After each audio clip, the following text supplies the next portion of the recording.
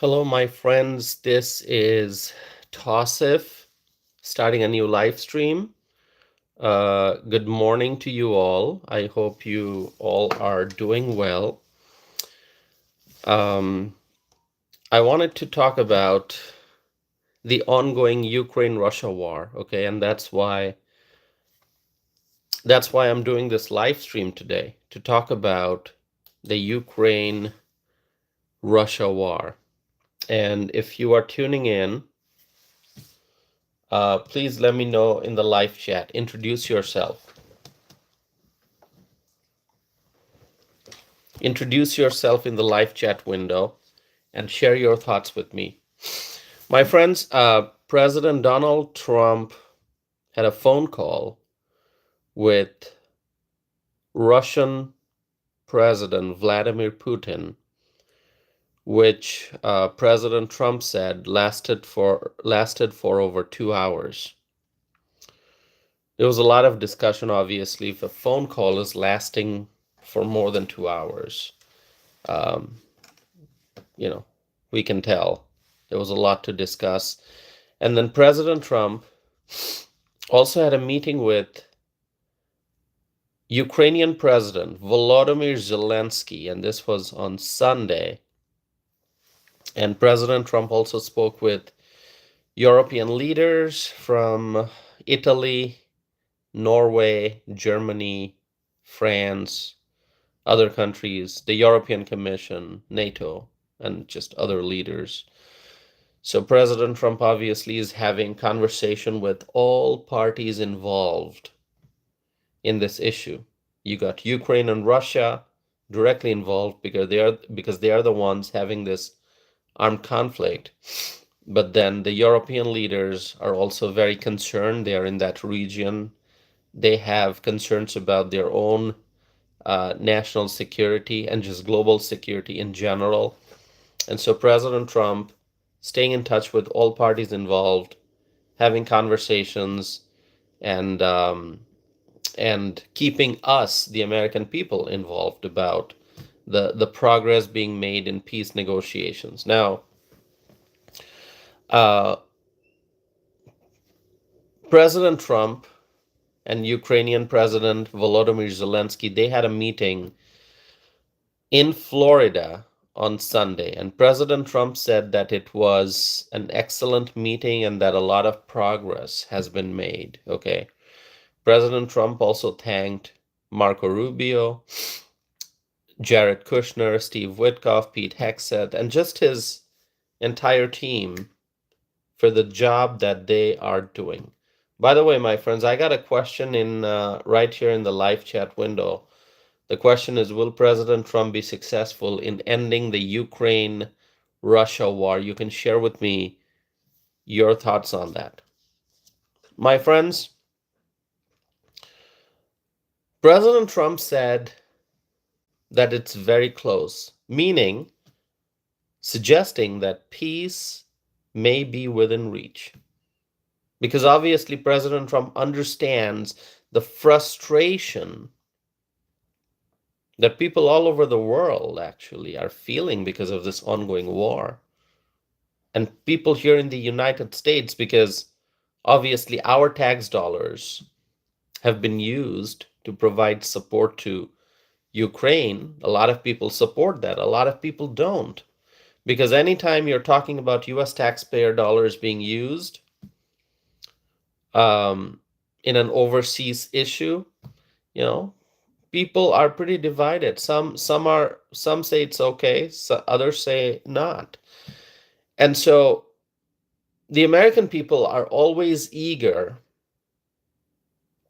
The American people are always eager to hear updates about whether peace finally will be achieved, whether peace is within reach or not. And so President Trump said that it's very close, okay? By the way, this meeting between President Trump and President Zelensky took place at Mar-a-Lago in Florida. Beautiful location, if you ask me, beautiful location for peace talks. I'm guessing it's much more relaxed of an environment than being in Washington, D.C.? I mean, I would say so. And, I just personally, I believe that sometimes a little bit of change in atmosphere can really help make progress. I mean, for example, I'm just going to give you a completely unrelated example. Like, if you're a writer, if you're an author working on a manuscript or working on some kind of a writing project, and you're sitting at your desk at home, like I am right now, um, and if you're trying to complete, let's say, a manuscript, okay, you've written like 25 chapters, you got 3 chapters to go, and suddenly you feel like stuck, okay?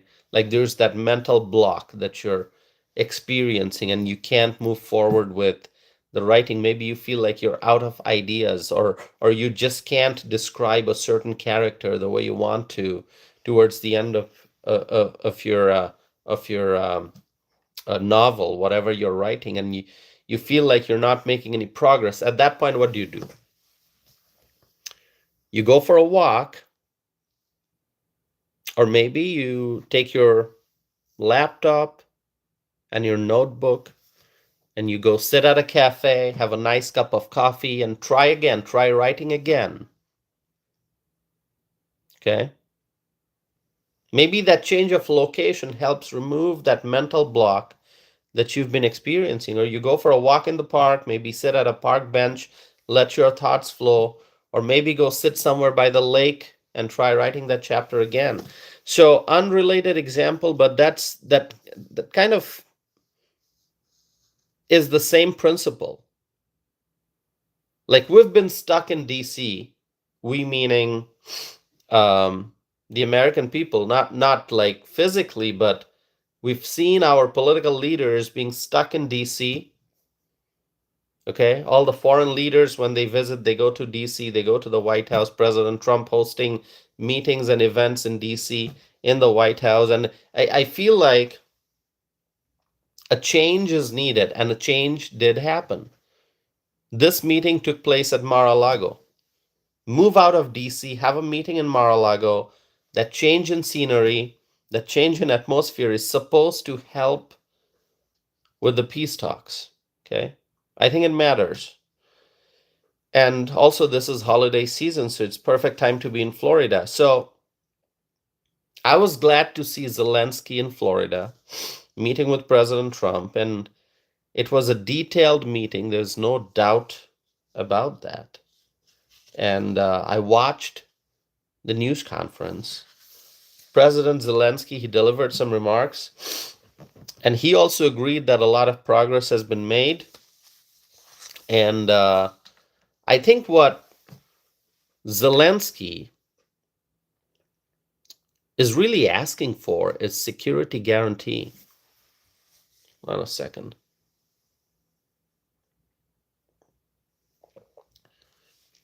What he's really asking for is security guarantee. I feel like that's the biggest ask. President Trump also mentioned that there are some thorny issues that need to be sorted out. But he also acknowledged that a lot of progress has been made. A number that was mentioned during that news conference is 95%.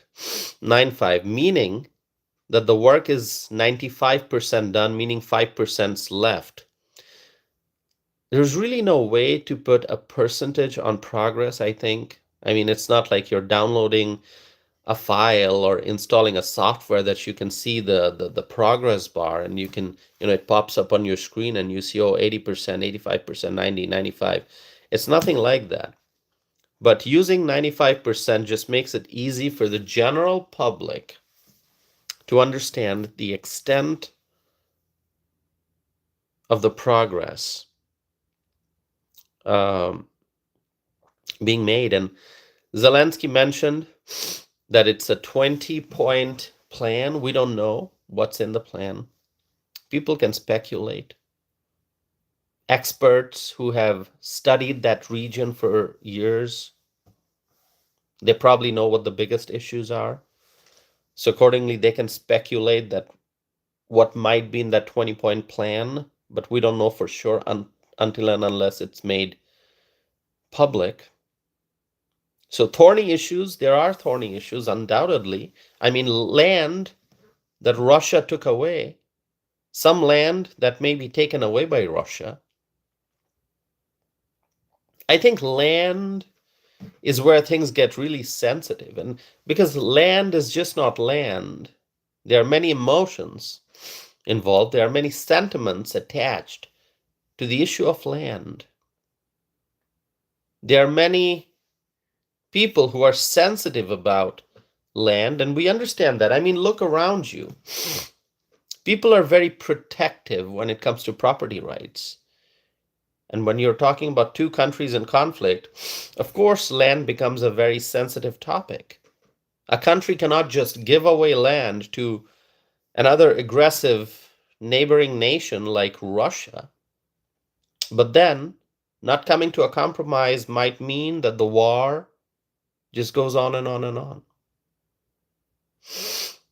A question came up whether President Trump would be open to going to Ukraine if they can get to an argument. And President Trump seemed open to the idea, not particularly interested, but kind of open to the idea.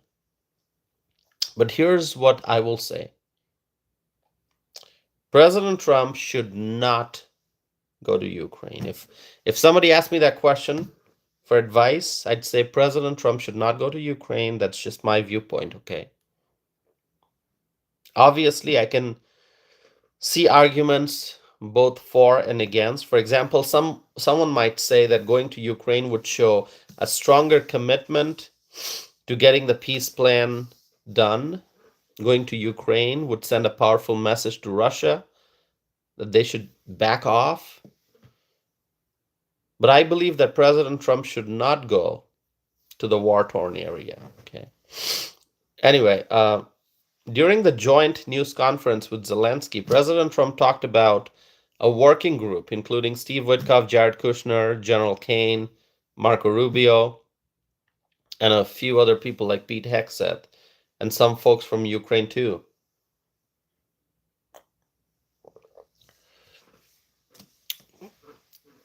My friends, I'll tell you that President Trump is doing the best that he can to help stop this war. He's being very, very patient, I think.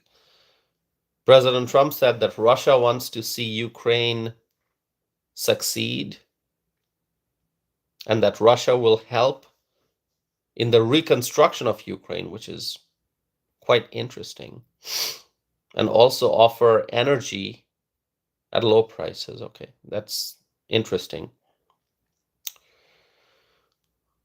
Regarding ceasefire, President Trump said that Vladimir Putin did not agree to a ceasefire. So I think the war will continue, and it will only stop when the peace deal is reached. And the idea of a ceasefire, my friends, one thing I'll tell you, we've seen in the past that there's a ceasefire, not between these two particular nations, but other examples are there around the world. There's an armed conflict, and then there's a ceasefire, and the ceasefire doesn't hold. One of the sides can violate the ceasefire, and then the armed conflict begins, exchanging, fires would begin again. And so ceasefire is not the solution because it's mostly temporary. So if a permanent peace plan can be achieved, that's better than a temporary ceasefire. And finally, there was a question, what happens in a few weeks if the things sputter? That is, if peace plan is not achieved, if peace talks get stalled, then what happens? What happens if things go back in the wrong direction? Right now it seems progress is being made, but what happens if things just go in the wrong direction Again, President Trump said that in that case, they just keep fighting, meaning the two countries just keep fighting, meaning that many more lives will be lost. So clearly, it would be in the best interest of both countries to stop this.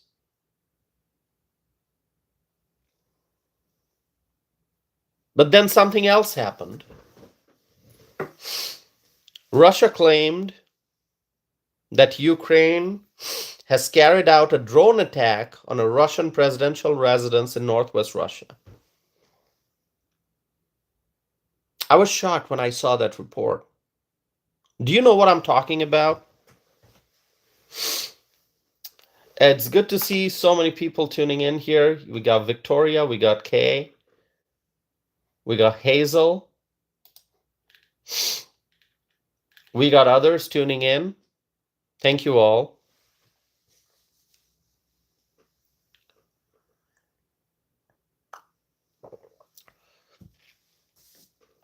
Victoria is talking about land. That is correct, Victoria. Land has always been a big issue. Not just in this conflict, but so many conflicts over the years, over decades, over centuries, thousands of years. You can go back thousands of years and study the history of the world. You can study the history of human civilization. You can read about the different empires, different leaders and rulers who existed in the past. And whenever there was a conflict, it was almost always the issue of land. And while things have changed today, now there's technology, there are drones, but it's the same instinct that drives a lot of people who drag countries to war. Vladimir Putin, in this day and age, this is not ancient times. We're talking about 2025, almost 2026. But it's the same issue, land. Putin wants more land. He wants more control. He wants to change the geography of that region. He wants to expand the boundaries of Russia to include more land from Ukraine. Same concept. It's about conquering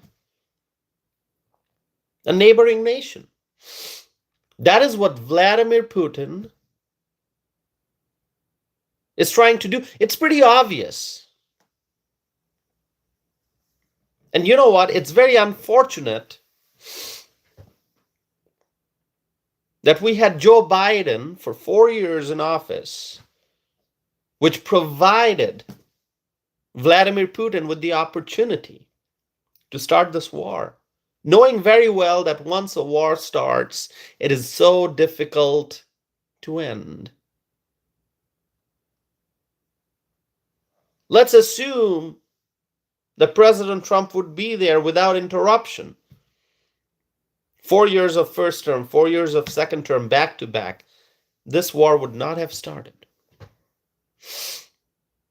It only started because Vladimir Putin saw a vacuum in US leadership. Because when Joe Biden was in office, we truly did not have a leader. So Vladimir Putin saw that opportunity and he started this war. And now it is so difficult to end.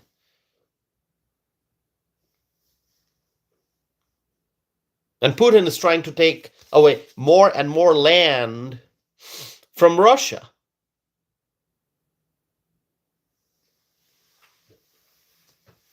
My friends, did you see that news report that a lot of people in Russia, maybe over 1 million people, not Russia, a lot of people in Ukraine, over 1 million people, are without power in this extreme cold temperature? Did you see that? Innocent civilians in Ukraine without power, suffering in the cold. Why? Because their energy infrastructure has been severely adversely impacted during this war.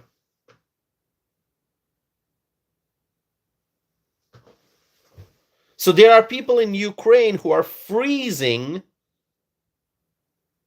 in the cold weather. Think about the children, think about the seniors, people with medical conditions, people with health issues who are freezing in Ukraine because Russia has attacked Ukraine and the war is ongoing. And Ukraine's energy infrastructure has been adversely affected. Russia wants more land, it's very obvious.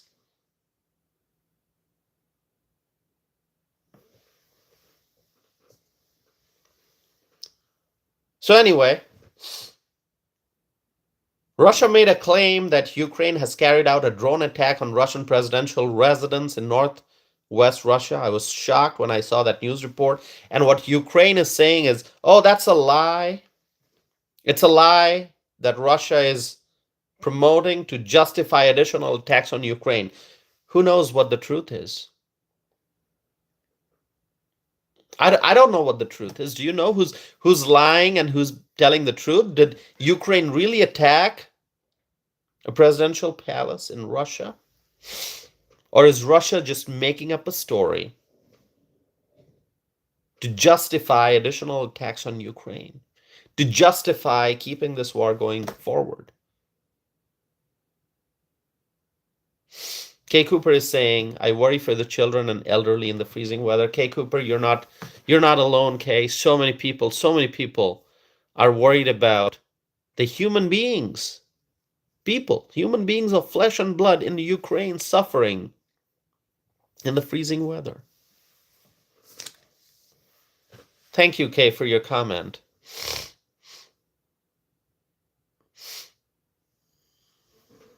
My friends, if you're watching this, please make sure that you subscribe if this is the first time you're watching this channel.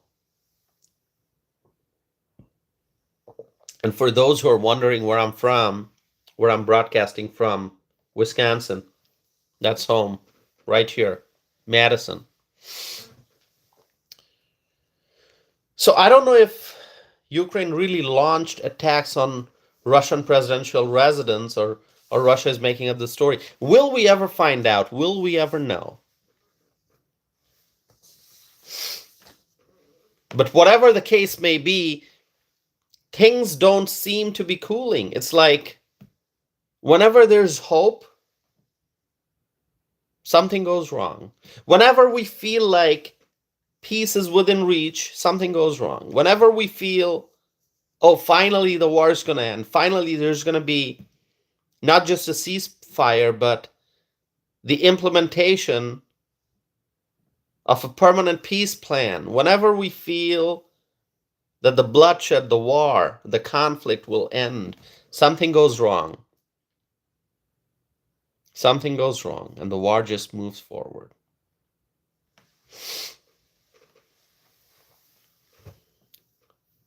So is the prospect of peace out of reach?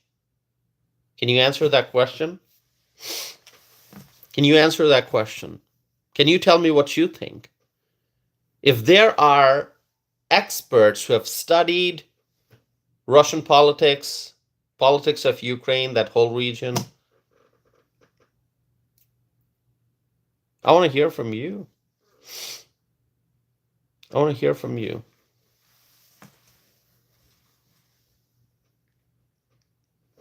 Lots of people tuning in. That's always wonderful.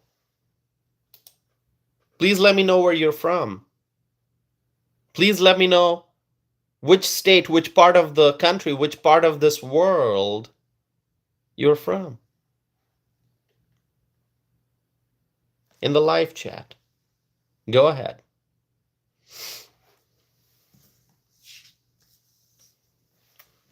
We got Matthew from Tennessee. Matthew, welcome. Anyone else? We got a viewer from Zimbabwe. Excellent. Wonderful. Zimbabwe had a great cricket team. I don't know about the status now, but growing up, I used to watch the Cricket World Cup. Zimbabwe had a great team. We got Kay Cooper from Lone Star State. You know where that is, Texas. We got a viewer from Poland. All right. Well, Poland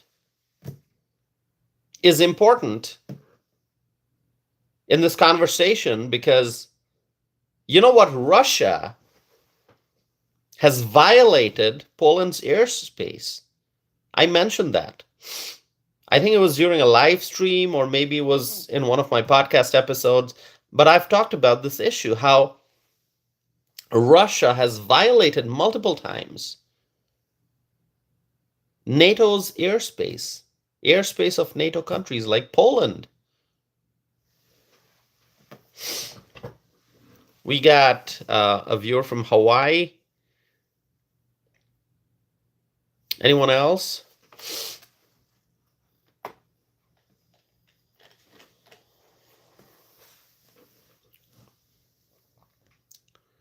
Someone's bringing up Venezuela. Hey, listen. You want to talk about Venezuela now? Or should I do a separate live stream on Venezuela? Because Venezuela, that whole issue, I've discussed that more than once. I've written about it. I'm going to keep it real short and tell you what I think. Nicolas Maduro has to be stopped. Nicolas Maduro has to step down from power. Nicolas Maduro, the brutal dictator, he has to go. It's in his best interest. It's in Nicolas Maduro's best interest for him to step down from power and depart. Because Nicolas Maduro, you know what? He has been torturing his own people in Venezuela. So you want to talk about Venezuela? I'll talk about Venezuela. Nicolas Maduro has got to go. And so President Trump, whatever actions he's taking regarding that issue of Maduro, I support President Trump. President Trump should use the full force of the United States military to make sure that Maduro is no longer in power. Absolutely.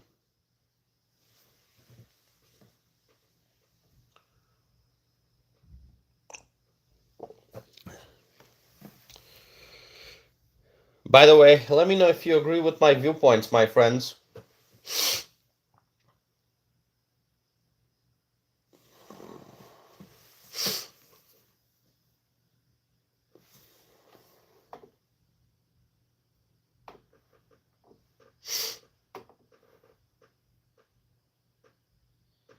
So yeah, I support President Trump and the actions he's taking against the brutal regime of Nicolas Maduro.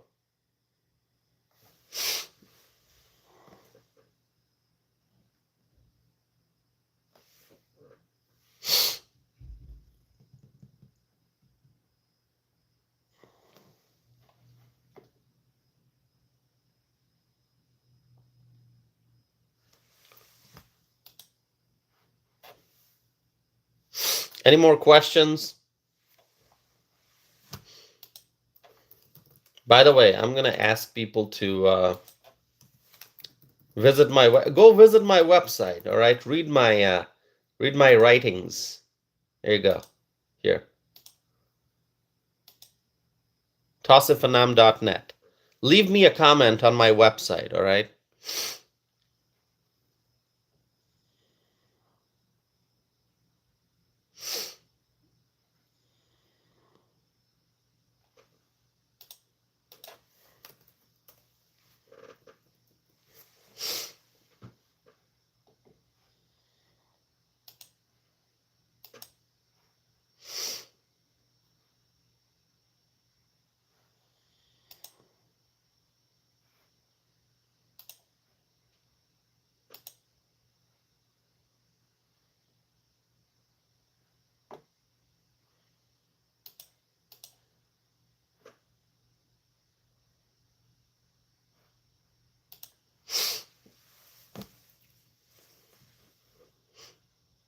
All right. Okay.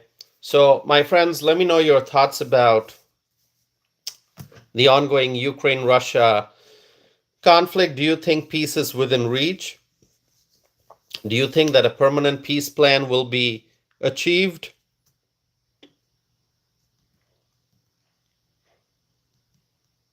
All right. All right. Let me know your thoughts. I'm going to be back again with more videos and more live stream.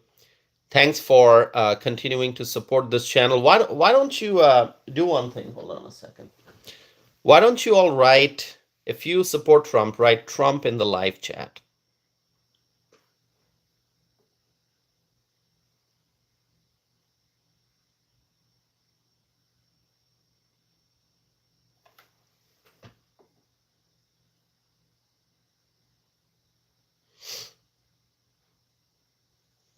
Awesome. Lots of Trump supporters. I see Audrey Ann is here. Audrey, so good to see you. Audrey Ann from Long Island.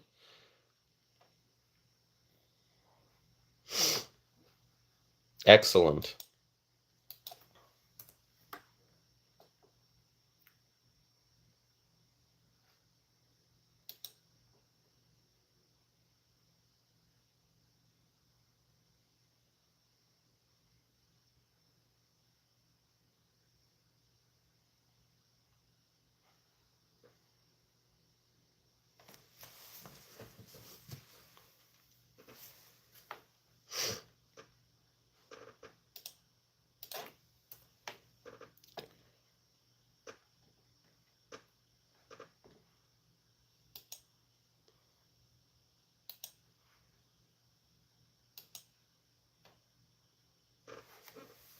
All right. Thank you, friends, for tuning in for this live stream. I'm going to be back again very soon. I hope you all stay connected, and make sure you subscribe, hit the like button, and check out my website. And if you want to send me an email, here's my email address. All right. Thank you so very much, my friends. Let's hope that President Trump can help achieve a permanent peace deal for Ukraine and Russia. Let's hope that the war ends. Let's hope that the bloodshed ends. Let's hope that we can have peace in that region very soon. So with that, I'm going to end today's live stream. Thank you all for joining. I hope to see you all very soon.